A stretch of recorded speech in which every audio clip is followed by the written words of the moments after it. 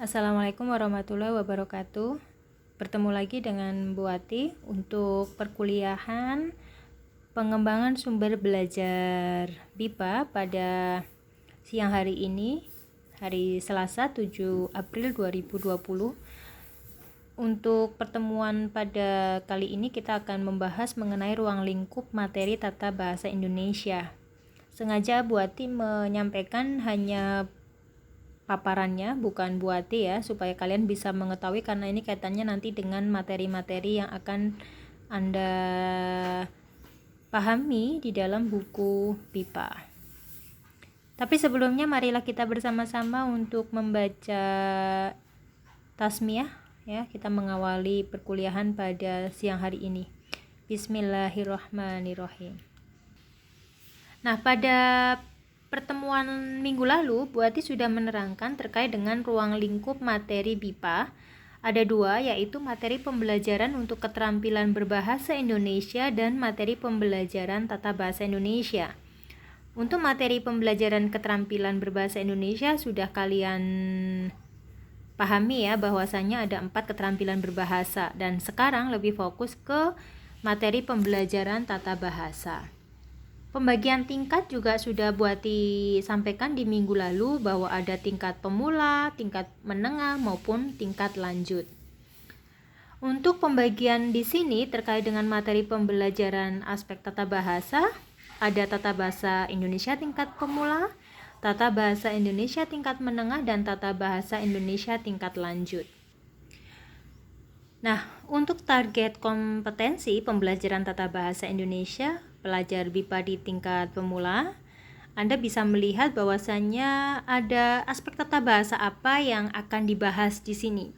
Yang pertama, struktur kalimat, kemudian ada kalimat tanya, ada preposisi, ada imbuhan ber, ya. Kemudian ada imbuhan per, kata perbandingan, kemudian konjungsi. Nah, yang pertama, menulis kalimat berarti nanti target kompetensinya lebih kepada pembelajar tingkat pemula ini lebih diminta untuk menulis kalimat. Misalnya kita memberikan satu kata, mereka diminta untuk menulis kalimat. Atau kita memberikan satu gambar, mereka menebak gambar apa, kemudian menuliskannya menjadi kalimat. Lalu untuk kalimat tanya, mereka mengetahui cara bertanya ketika di restoran, misalnya berapa harganya, kemudian menu makannya apa, nah semacam itu. Intinya adalah mengetahui cara bertanya, atau kalimat tanya di sini perlu kita berikan. Apa, mengapa, kapan, bagaimana, siapa. Nah, ini perlu dibahas di tingkat pemula. Kemudian preposisi, ini mengenal preposisi, dikedari ya, kemudian imbuhan ber. Mengenal imbuhan ber di sini juga membuat kalimat untuk menggunakan imbuhan. Mohon maaf, ini ber ya. Bentar. Ini akan buat ganti imbuhan ber. Ya. Jadi imbuhan ber di sini untuk mengenal imbuhan ber, kemudian membuat kalimat dengan imbuhan ber.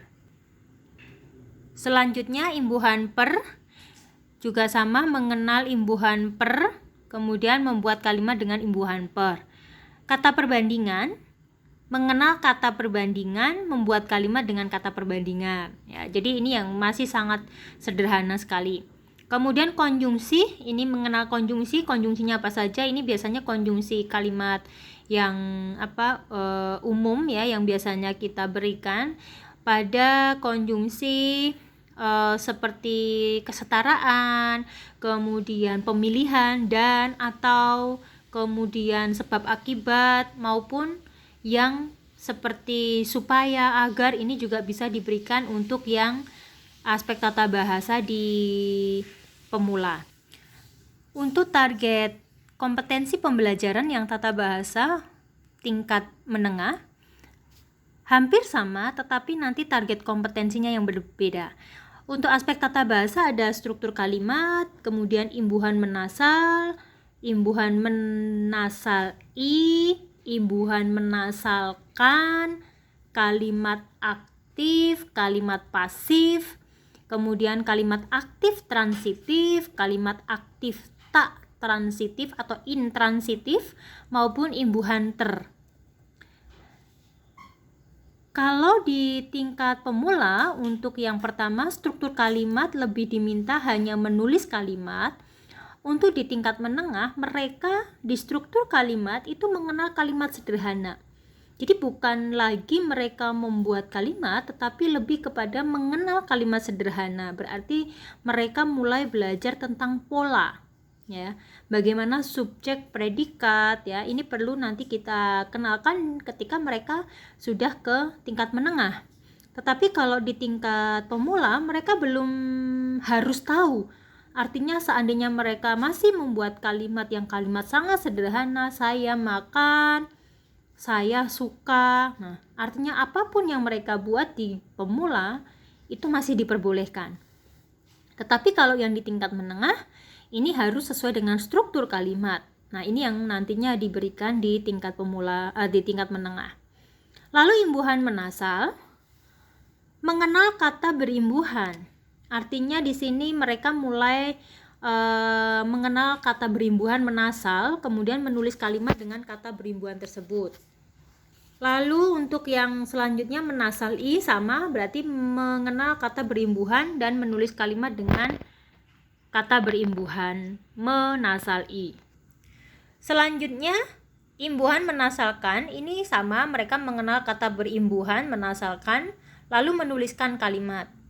Lalu menulis tata bahasa yang kaitannya dengan kalimat aktif, mereka mengenal kalimat aktif, menentukan kalimat aktif, menentukan di sini bisa dengan pola ada paragraf. Mereka diminta untuk mencari, menentukan kalimat aktif yang mana. Lalu mereka diminta untuk menulis kalimat aktif. Demikian juga kalimat pasif sama, yaitu mengenal kalimat pasif, lalu mereka menentukan kalimat pasif, lalu menulis kalimat pasif.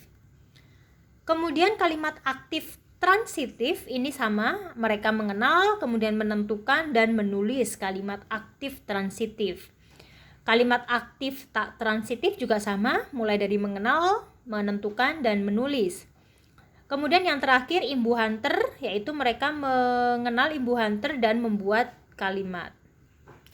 Terakhir, ada target kompetensi pembelajaran tata bahasa yang diperuntukkan tingkat lanjut. Kita bisa melihat nanti perbedaan antara tingkat pemula, menengah, dan lanjut.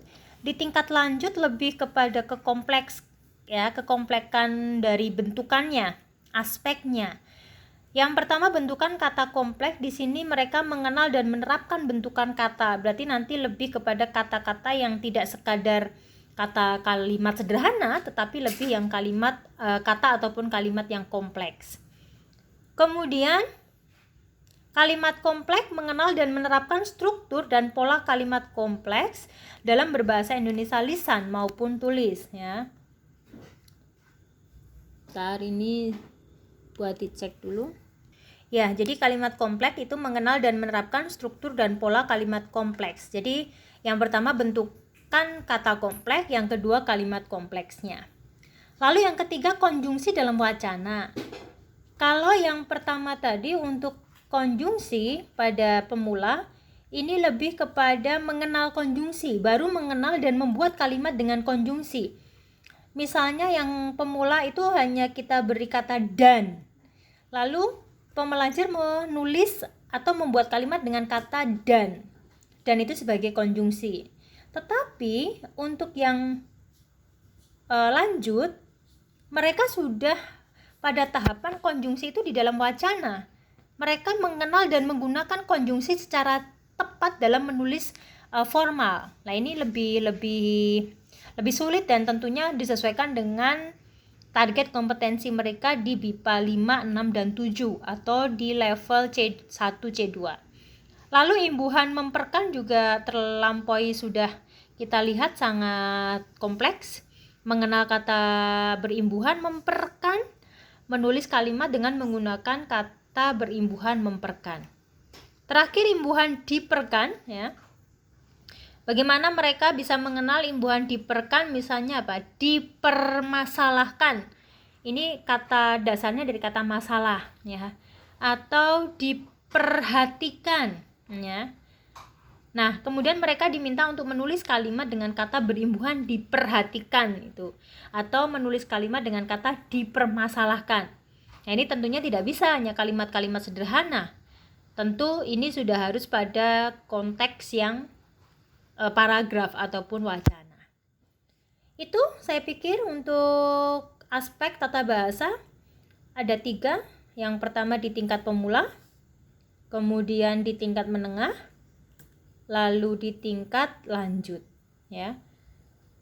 Ada perbandingan, ada perbedaan secara jelas bahwasanya di tingkat pemula, menengah, dan lanjut ini pada tahapan gradasi, bahwa di tingkat pemula yang sangat sederhana, sangat dasar, kemudian di tingkat menengah ini sudah mulai pada pembahasan yang sedikit sulit atau kompleks, kemudian yang dilanjut sudah sangat kompleks dan pada tahap wacana. Oke, untuk pertanyaan selanjutnya ya pada materi yang Buati berikan. Ini bukan pertanyaan yang sulit mudah-mudahan dan tidak membebani Anda ya, karena harapannya pada situasi yang seperti ini Anda tetap enjoy ketika menikmati sebuah perkuliahan meskipun melalui daring. Nah, pertanyaannya cukup 2 saja. Yang pertama, menurut pendapat Anda, ruang lingkup materi tata bahasa itu sudah cukup proporsional atau tidak, atau belum? Sama seperti soal yang kemarin, hanya ini tingkat tata bahasa. Anda fokus di tata bahasa saja, antara yang pemula, menengah maupun lanjut. Kira-kira proporsional tidak? Apakah kalimat aktif itu sudah sesuai jika diberikan di tingkat menengah? Apakah juga sesuai jika imbuhan ber itu di tingkat pemula? Demikian juga untuk yang memperkan, diperkan itu di tingkat lanjut. Jelaskan dalam sebuah ulasan 1 paragraf. Sama. Yang kedua, temukan komponen dalam ruang lingkup materi tata bahasa dalam buku pipa Sahabatku Indonesia, baik perguruan tinggi maupun sekolah. Tuliskan aspek tata bahasanya apa, misalnya imbuhan apa. Ini berarti di sininya di target ya. Jadi aspeknya apa di sini ya. Nanti bisa disebutkan. Kemudian target kompetensinya apa? Target kompetensi berarti misalnya ada kalimat aktif. Targetnya mereka diminta menulis kalimat aktif ya. Berarti nanti Anda menuliskan di situ. Kemudian halaman berapa ya? Silakan ditulis di sebuah kertas dari hasil analisis Anda. Tugas ditulis tangan sama. Kemudian difoto dan dikirim ke WA Buati via Japri. Paling lambat hari Sabtu ya. Sama, setelah itu tidak diterima. Oke? Ada pertanyaan? Nanti bisa di-chat dengan Buati ya. Mudah-mudahan bisa kita diskusikan atau bisa kita jadwalkan, misalnya kapan Anda siap untuk kita Zoom bersama-sama, bisa kita laksanakan. Demikian untuk paparan presentasi dari Buati pada hari ini. Terima kasih dan mudah-mudahan sehat selalu, semangat selalu untuk mengikuti perkuliahan secara daring. Marilah kita tutup dengan bacaan tahmid bersama-sama. Alhamdulillahirabbil alamin. Assalamualaikum warahmatullahi wabarakatuh.